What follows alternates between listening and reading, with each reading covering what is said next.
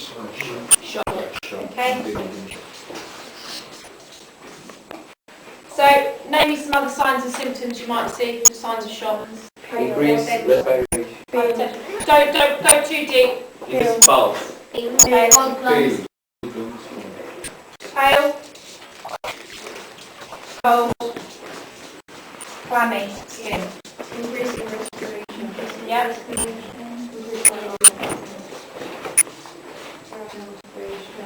Rapid breathing. Rapid shock breathing. Okay. Stay athletic.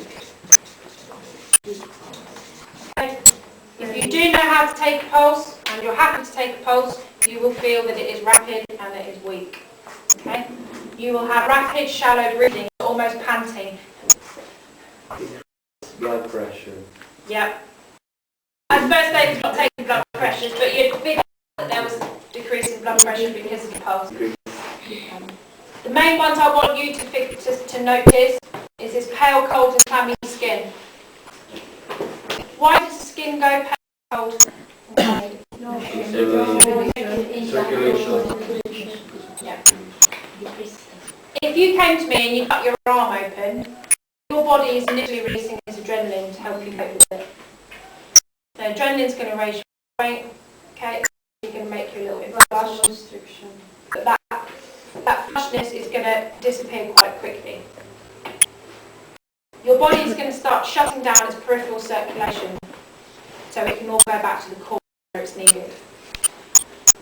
That needs to function, they need to function, and pretty much everything there and then. So the skin becomes pale because there's no blood circulating underneath the skin, so it won't keep it the skin colour it normally is.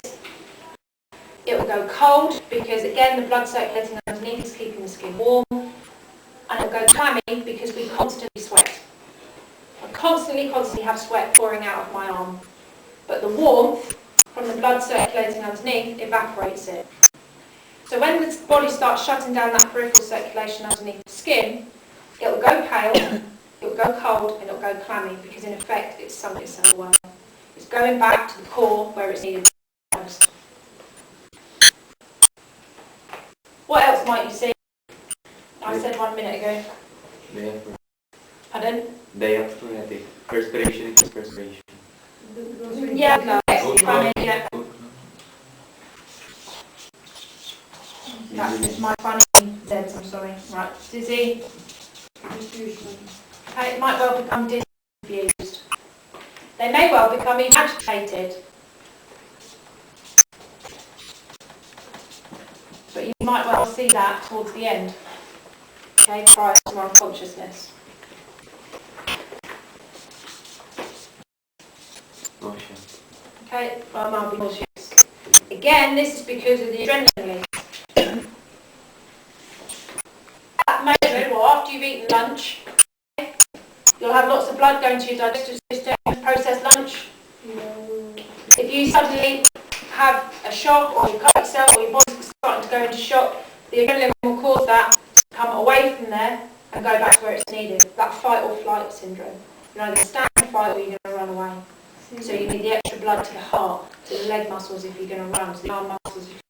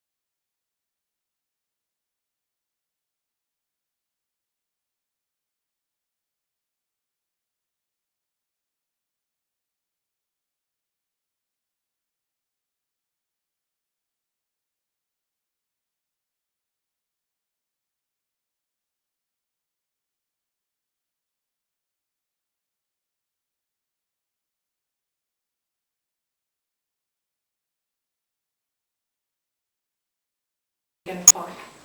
So we don't need all this blood here digesting food. Let's bring it back and take it to course. They may well feel nauseous, or they may well vomit. You others as well, but they're the ones I want you to think of. How would you treat? How do you treat someone that's going into shock? The first thing you do.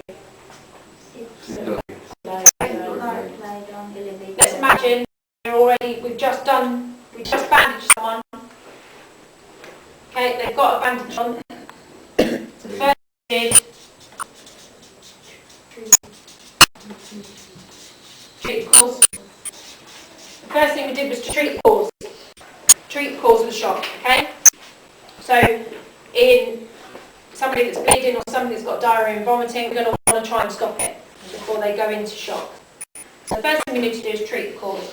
Now we've already done that because we sat them down, we elevated it, we bandaged it, we put it in an elevation sling. Okay, they're still going into shock. What else can we do? The lower legs. Head between legs. Oh, sorry, what did you say? The lower legs. Lower their legs. Elevate the lower. Elevate. Lower extremities. Okay, elevate their legs. Again, this is bringing all the blood back to the core where it's needed. I don't need blood in my toes at the moment. Get my legs in the air. Not quite at a 90-degree angle, but just up on a chair is fine. Be careful if you're doing it on somebody that's elderly and they've got varicose veins, you're not actually having the edge of the chair on here. If needs be, when it's the chair leg goes to the back of the knee, or sorry, the chair seat goes to the back of the knee. So treat the core. Elevate the legs. What else can you do? Don't want to overheat them. Just keep them warm. So like we did in the recovery position, just a blanket or a coat, preferably over the core section, is fine. Reassure. Reassure. Keep oriented. Keep them oriented. Okay, so we can't do that with reassuring them all the time. We're talking to them, we can kind of monitor their levels of consciousness. What else would you do? Call for help or shout for help? Sure. I'd call. Okay, get an ambulance out to them.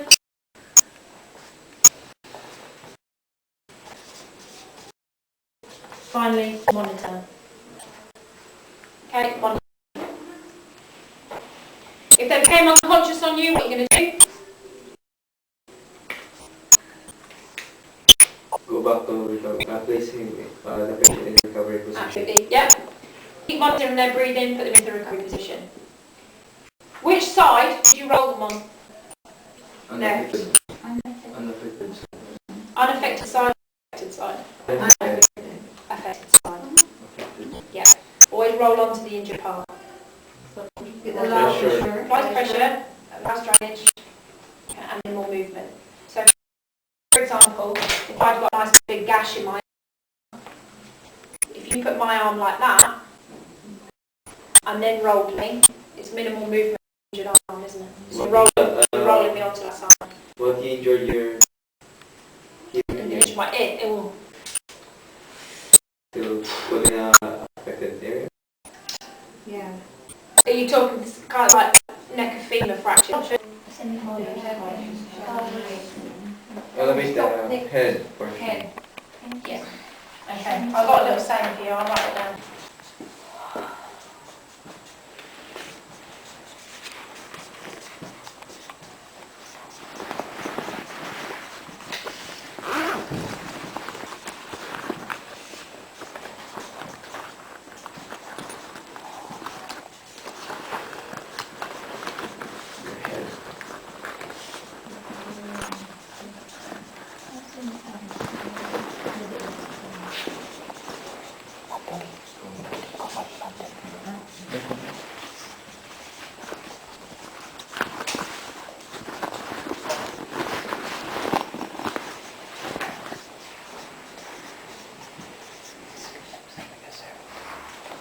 If they're pale, lift their tail. Legs up. If they're red, lift their head. If it's a problem with the chest, provide a backrest. So half the problem with the chest, provide a backrest. And if you can remember that, you can pretty much position somebody in the right position.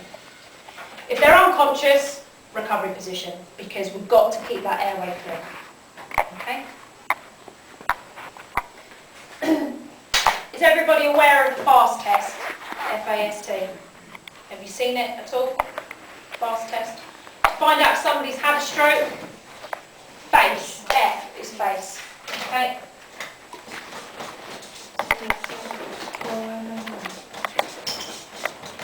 F, face. Ask them to smile. What do you call this one? This is called the FAST test. This is what we use to diagnose a stroke. Okay? FAST test. Face. Ask them to smile. Okay? Can you smile? Usually, or most of us, let's face it, it's symmetrical. But if somebody smiles and they go, okay? Or say, show me your teeth. They might not be able to show you the teeth. A is for arm. Okay? Can you raise both your arms for me? Now, within 5 seconds, say I've had a bleed here, this arm will start going down. Now it might go, raise your arms for me, that quick, or it might go like that. Or even won't be able to. Or they might not even be able to do it at all, yeah. Raise your arms for me. Okay. So an arm test. Can they raise both arms and keep them there for longer than 5 seconds, 5 to 10 seconds, okay?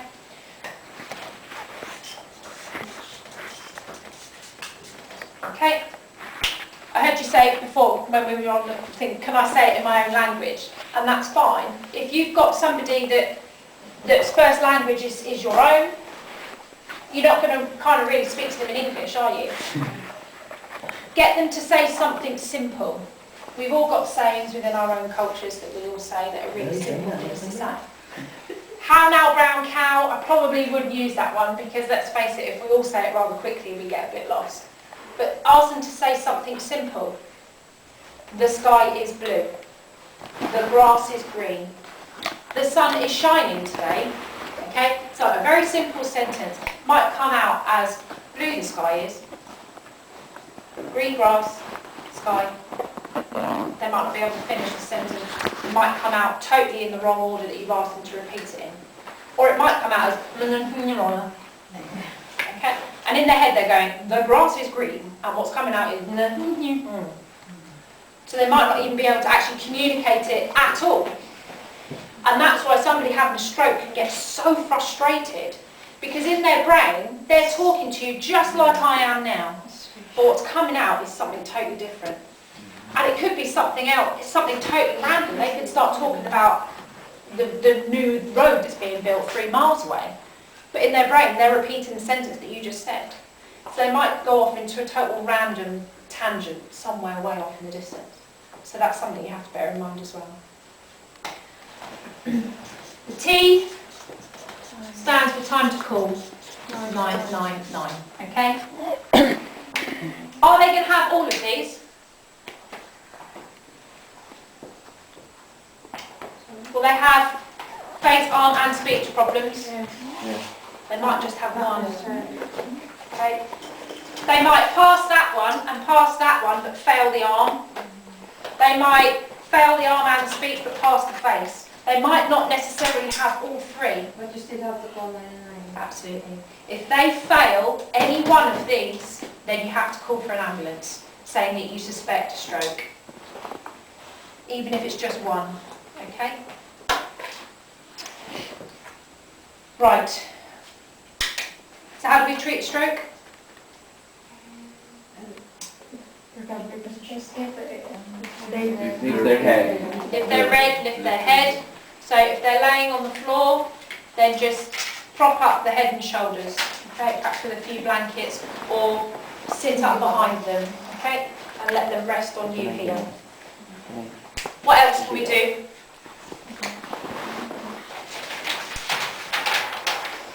What would you do about this? You gotta be certified. Pad. First, apply pad. Go basic. First aid's really basic. Bedside command. Cold water? Get a blanket and cover their lap. Okay? Just get a blanket and cover their lap. Because, especially if they're still quite switched on, and then they've all of a sudden they've realised that they've wet themselves, it'll be very embarrassing for them. So don't draw any attention to it, don't mention it, just pick up a blanket and drop it over their lap, or a coat, or whatever you've got to hand. A tea towel will do. Okay, just cover their lap. What else can you do? So preserve dignity, get them an ambulance, raise the head and shoulders if needs be. Clear the area for breathing. Okay, make sure they're able to breathe okay, and you're monitoring them. Sorry, Reassuring. reassure them, talk to them. Talk to them. There's nothing else you can do. Nothing else you can do. They need hospital treatment immediately. Okay, any questions? You all right? Yeah. Everyone's flagging. Oh. Right, last things last. Exam. Yeah. Oh no, don't do exams. Would you take one pass on, please? If I've just asked you to fill out an evaluation form before you go, your certificates will be sent and issued. Your certificates will be issued and sent to here. They might not be tomorrow. My boss has decided to take off on a 2-week cruise around the Mediterranean, so you might not get it for a couple of weeks. Your certificate is valid for 3 years, so you need to do another first aid course for 3 years.